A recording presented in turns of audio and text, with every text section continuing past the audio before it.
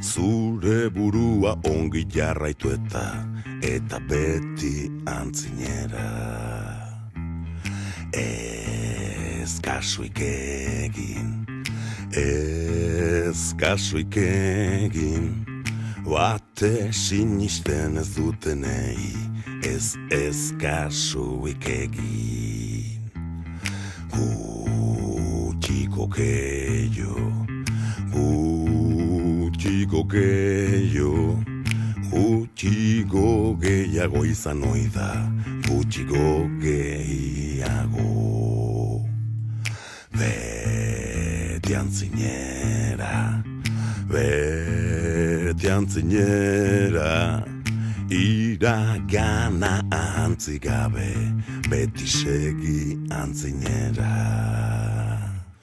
Beti antzinera, beti antzinera, akatsetatik ongi kasita, segi beti antzinera.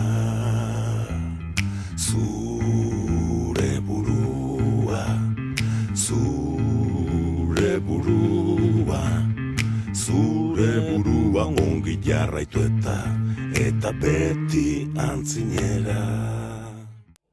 Umeak ezin dute hartu mugikor bat eta argazkia edozein atera. Gainera gaur egun entzuten ari dira, bullyinga dela eta hori dana, egin behar dana da, erakutsi umeari teknologi guzti hau daukatena eskura, porque eske etxera iristen dira, eta smartphonea eskura daukate bere gurasoena, tableta eskura daukate, ume askok ja bere tablet propio daukate. Baina eske erakutsi behar dana da guzti horren erabilera egoki bat ematen. Baina horrek konpromiso bat eskatzen du. Bai, gurasoen partetik. Eta baita ere pixka maia ez umeetan, baizik eta ni ez da bai dago izan nuen lehenko gunean persona batekin eta natibo digitalen hitza aipatu zidaten eta natibo digitalak ez dire existitzen. Esan nahi, natibo digitala dira, ustez, teknologia horrekin jaio, baina gu adibidez, asmakizun bat ez, gu ez geha jaio oraindik, telefonoa izan zitekena gure gurasoentzat, igual telefonoa ez zegoen denen esku ez, gu ja internetekin, gu internet jaiotzen ikusi dugu, adibidez nire kasua da, eta niretzat, karo, baina ondorengoek internet ja bazuten, bai? Eta natibo digitalen teoria dio hori ja era natural batean guztiz kontrolatu eta menperatzen dutela beraiek. Eta netzako hori okerra, eta ikusi dute, zen netzako... Azkenean gu telebistakin jaio geha, eta horrek ez du esan nahi gu telebista ordura ikusi dezakegunik. Guri erakutsi digute etxean, telebista, afalduta gero, nire kasu amentzat afalduta gero, zoz ikusi, baino, igual larun batetan edo, baina eskorik ezkenen dena eramaten da. Erabilera baino gehiago da, esaten, nik uste dut, lehen bideoaren adibidea jarri dezunean, eski oso da, gu informatikariok, ustez, informatiko hitza ere erabilia daiteke. Dena egin behar dugu, ez? Gehiago da hauei, aitortzen zaiena da, teknologia hauek ezagutza, barneko ezagutza badutela. Eta ikusten dudanean, adibidez, nabigatzaile batean, elbide barran baino Google bilatzailean URL bat sartzen horrelakoak ikusten dut, aplikazio mugikorrek ekarri diguten erraztasuna eta dena, da klik batean gauza asko egin daitezke, eta hor bai, beraiek horrekin jaio dirako aldatzen dugu izkigut eskemak, hasten dira pribatutasuna kontutan hartu gabe gauzak bidatz, eta horrelako eskemak apurtzen dizkigute gizarteari, eta baita ere gizarteak birplanteatu behar dituzen, orain artekoak igual ez dute balio. Nik alde horretatik zer egin edo ez, hori ulertzen dut, baina ez dute, hori bakarrik saltxeatzen egon dana eta esfortzu minimo bat edo irakatsi, edo denbora asko sartu dituenak, edo denbora pixkat sartu duenak, kontrolatzen du, ez dakit. Horregatik izan behar dugu, ez? Datozenei erakutsi behar dugula teknologi nola erabili da. Hori da garrantzitsuena. Eta nola egiten dugu transmisio hori? Azkenean, zu konpromiso bezala, guraso bezala, irakasle bezala, eduki behar duzu, zuk ez ditugu umeak, nik ume auki dut eta jazta, bira, aspertzen danean, zenbatariz ikusten da, ez? Jatetxe batean, umea azten da negarrez edo guiaka, engakarri tableta eta listo, ez, hori ezin da egin. Hori ezin da egin, umea saiatu behar duzu motibatzen eta eta tableta erabili behar lehen momentu batean, jakin nola erabili, zuk ezin duzu YouTuberren utzi umea solte. Azkenean da, zuk usteak, ez da parekoa baino, kalean hor utzi eta benga, ala. Ez, YouTuberren daude bideo oso violentoak, bideoen daude gauza zindiziela umeentzako. Albistea bezain violentoak ere, telebistan, Bai, orduan, nik uste, umeak bere inguruan daukan gauza guztiak, ez telebista, eta gauza guztiak kontrolatu behar dira, eta erakutsi behar zaie, zer ikusi dezaketen zer ez, eta zergatik batez ere zergatik ezin duten hori ez. Hau ez, karo, zume bati hau ez, eta lehenengo gauza egiten duna, hau ez, zela, botoia betzen dez ikusi, lehenengo gauza egiten duna da botoiak eman. Ez da, betiko gauza. Baina, ne ustez dala, erakutsi behar zaie. Eta nagusiek, zen umeak, baina nagusiek ere... Nagusiek hori zailagoa da, nagusiak dauzkagu ohitura batzuk hartuta, eta hori, bentsat nagusiak... Bueno, nagusien taldean sartu zea. Bueno, ez dakit ez. Nen preocupatzen hau zen zu baina... Nagusia pixka bat ez, daukagulako pixka bat ikuspuntu zabalago bat, ez, edo umeak ez daukan, umearen minuzentzi hori, ez, igual pixka galdu dugulako. Baina, iruditzen zait, bar dugula pixka bat umeak kontrolatu nola da bilen, eta gainean egon, azkenen horregatik handa gure semea edo gure ikaslea, eta hori da gure ardura da. Hori da guk hartu erduna, gure ardura bat bezala da. Ume horri, gero heldu iristen danean, gauzak, ez da ez. Bueno, nik horrela ikusten dut bentsat. Teknologia umeetan oso garrantzitsua da, nola erabiltzen duten erakustea.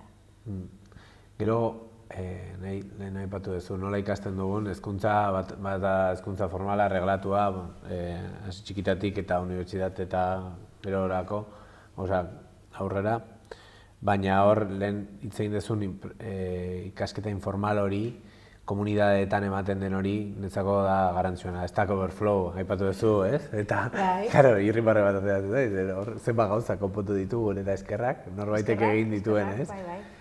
Baina hori, komunidade hori gabe eta bereziki eta softwarearekin lotuz ere, zenbat gauza egin ahal izan ditugu ezinezkoa liakenak. Nik berehala etortzait, euskal komunidadean badaga librezale bezalako komunidade bat, software libre horiek itzultzen eta lokalizatzen, inkluso komertzialki, segurazki, ezinezkoa litzatekena, baina software librea denez, badago lan talde bat eta hori egiten dut. Eta beraien artean ikasten duten, nik usten dudanean, ekitaldi bat nola antolatzen duten, edo nola beraiei eskera adibidez daukagun nabigatzaile euskeraz, edo WordPress dara munduan gehien erabiltzen den eduki kudeaketa sistema, ez? 25 inguru. Webunen 25 inguru.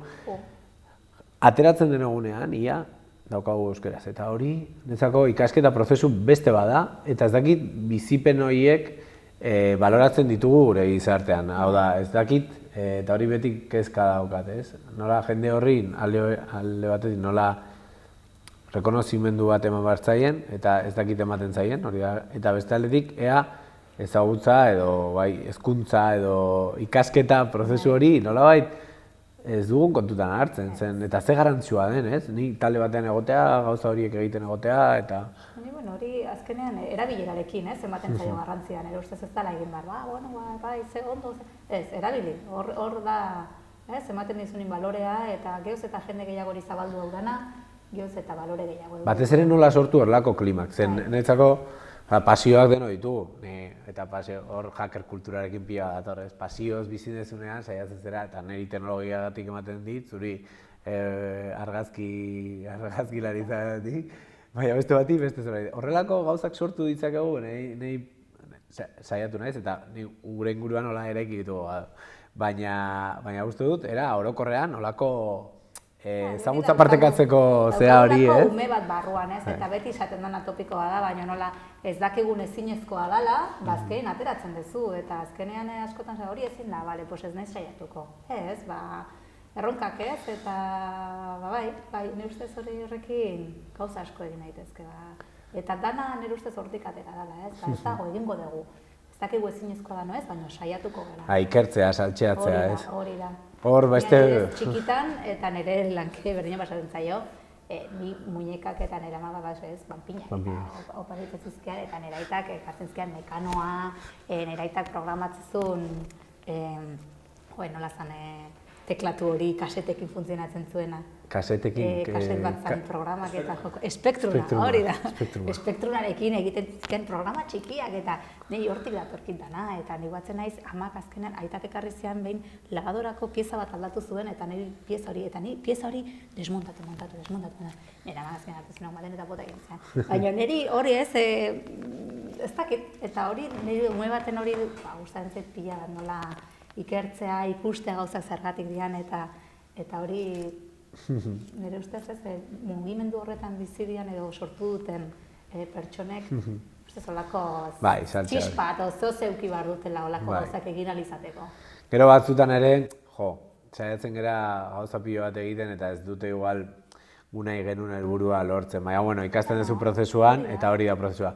Baina bai, ez beste maila batean igual falta motatzen du beste leku batzuetan badaude. Hainbeste aldaketa ditugu gizartean eta pixka bat horiek ikertzen egongo litzatekeen talde bat, baina ez naiz ari ja saltxo hauetaz zen.